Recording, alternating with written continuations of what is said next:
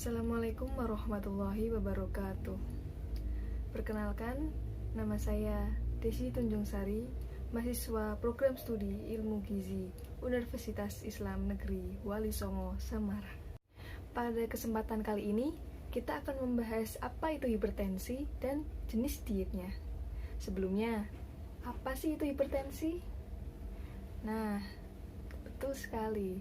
Hipertensi merupakan keadaan di mana tekanan darah sistolik berada sama dengan atau di atas 140 mm merkuri atau biasanya kita menyebut dengan satuan mmHg, dan tekanan darah diastolik berada di atas 90 mm merkuri atau mmHg. Penyebab hipertensi dapat diklasifikasikan menjadi 3 penyebab. Yang pertama, hipertensi esensial atau penyebab yang tidak diketahui. Lalu, hipertensi primer disebabkan oleh gaya hidup, kurangnya aktivitas fisik, faktor genetik, kebiasaan merokok, pola makan yang tidak baik, obesitas, dan lain-lain. Lalu, hipertensi sekunder yang disebabkan oleh penyakit lain. Penanganan serta pencegahan hipertensi dapat kita lakukan melalui intervensi farmakologi, yaitu dengan obat antihipertensi, dan non-farmakologi, yaitu melalui pola makan yang baik serta diet yang tepat. Nah, diet apa itu? Nah, kita akan membahas mengenai diet yang tepat dan cocok untuk penderita hipertensi. Diet yang tepat untuk penderita hipertensi yaitu diet DASH, atau kita biasanya menyebut dengan diet rendah natrium. Diet DASH atau Dietary Approaches to Stop Hypertension merupakan diet yang menyarankan mengenai pembatasan natrium yang rendah serta lemak, kolesterol, dan peningkatan konsumsi sayur serta buah. Tujuan dari pemberian diet ini yaitu yang pertama, untuk memberikan asupan yang adekuat kepada pasien sesuai dengan keadaan pasien sehingga dapat mencapai IMT atau status gizi yang optimal. Lalu, menurunkan tekanan darah menjadi normal kembali.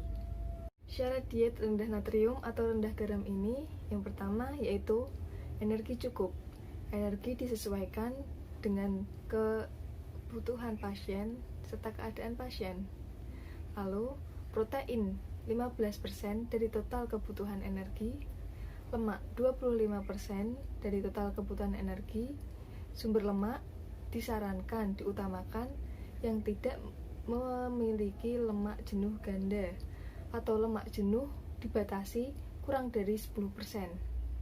Karbohidrat sebanyak 60%, cukup serat, cukup cairan, cukup mineral, dan mikronutrien lainnya. Diet rendah natrium atau diet rendah garam ini diklasifikasikan lagi menjadi 3. Yang pertama, diet rendah garam 1. Diet rendah garam 1 tidak menggunakan garam sama sekali dalam pengolahan makanan. Jenis diet ini biasanya diberikan kepada pasien yang memiliki asites, edema, serta hipertensi tingkat berat. Lalu diet rendah garam 2. Diet rendah garam 2 ini memperbolehkan pemakaian garam atau natrium sebanyak setengah sendok teh dan dapat diberikan kepada pasien yang memiliki asites, edema, serta hipertensi tingkat sedang. Dan diet rendah garam 3. Diet rendah garam 3 dalam pemberian garam atau natrium diperbolehkan sebanyak 1 sendok teh dan bisa diberikan kepada pasien yang mengalami edema serta hipertensi tingkat ringan. Sumber bahan makanan apa aja sih yang dibolehkan dan tidak diperbolehkan? Yang pertama, sumber makanan karbohidrat. Sumber karbohidrat yang diperbolehkan yaitu oatmeal, gandum utuh, nasi atau beras, ketan, singkong, dan yang lainnya. Lalu sumber makanan protein hewani seperti ikan, daging unggas tanpa kulit. Untuk protein nabati yaitu semua jenis kacang-kacangan segar. Sumber makanan sayur yaitu semua sayur-sayuran segar, buah-buahan juga, semua jenis buah-buahan yang segar. Untuk minuman, dianjurkan untuk mengonsumsi jus buah dengan pembatasan gula. Lalu untuk bahan makanan yang tidak dianjurkan, jenis sumber makanan dari karbohidrat Yang tidak dianjurkan yaitu biskuit yang diawetkan dengan natrium. Lalu dari protein hewani yaitu daging merah bagian lemak, ikan kaleng, kornet, sosis, serta daging asap seperti ati, ampela, dan olahan daging dengan natrium tinggi lainnya.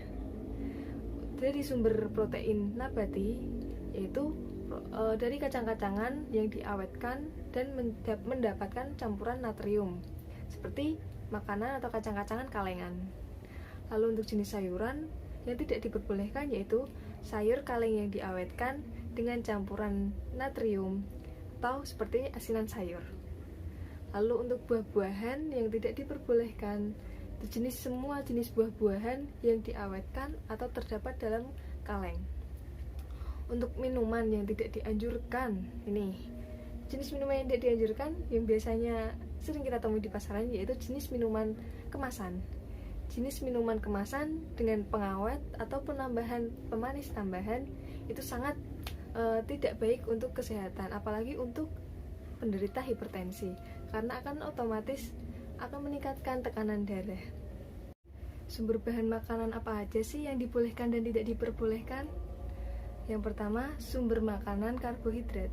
Sumber karbohidrat yang diperbolehkan yaitu oatmeal, gandum utuh, nasi atau beras, ketan, singkong, dan yang lainnya.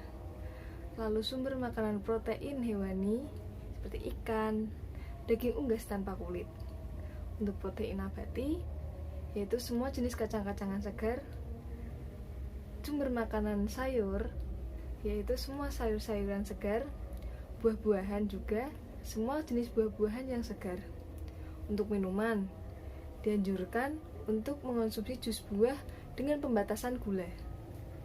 Lalu untuk bahan makanan yang tidak dianjurkan, jenis sumber makanan dari karbohidrat yang tidak dianjurkan yaitu biskuit yang diawetkan dengan natrium.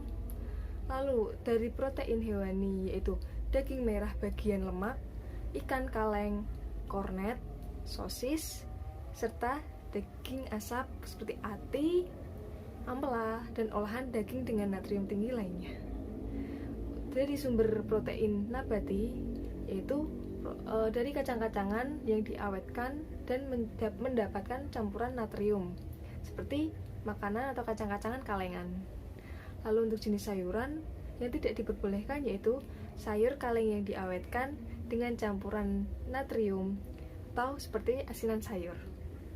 Lalu untuk buah-buahan yang tidak diperbolehkan, semua jenis buah-buahan yang diawetkan atau terdapat dalam kaleng. Untuk minuman yang tidak dianjurkan, ini jenis minuman yang tidak dianjurkan yang biasanya sering kita temui di pasaran yaitu jenis minuman kemasan. Jenis minuman kemasan dengan pengawet atau penambahan pemanis tambahan itu sangat tidak baik untuk kesehatan, apalagi untuk penderita hipertensi, karena akan otomatis akan meningkatkan tekanan darah. Sekian materi yang dapat saya sampaikan, kurang lebihnya saya mohon maaf. Wabillahi taufik wal hidayah. Wassalamualaikum warahmatullahi wabarakatuh.